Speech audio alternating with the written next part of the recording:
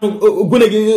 président Diomaye boo xam dafa demoon seeti ko sax ñu kancalaare ko yéen kii ngeen bëgg ñu bàyyi. xaaral ma am lu ma leen fàttalil parce que man dama jàpp ne yéen ñenn ci yéen vous êtes fàttalil parce que man dama jàpp ne yéen ñenn ci yéen vous êtes bête vous êtes con wala vous êtes fàtte wala man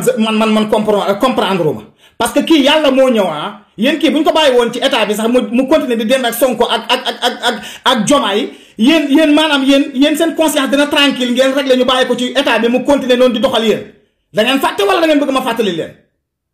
am na ñu koy défendre ba léegi naan kii nekkalu fi woon président Macky nekkalu fi woon état kii daf fi nekkaloon pour Sénégalais yi parce que bëgguloon ko taal réew mi bëggoo ko taal réew mi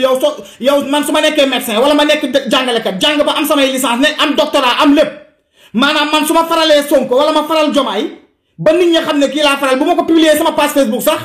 ñu jël si ma maanaam ñu kancalaare sama poste man wala tumaa xëy jàngale ji su ma amul sax ñu yóbbu ma garde à vue wala ñu àtte ma wala ñu denc ma ku mel noonu xëy dégg naa am na jarbaatu gune gi président Diomaye boo xam dafa demoon seeti ko sax ñu kancalaare ko yéen kii ngeen bëgg ñu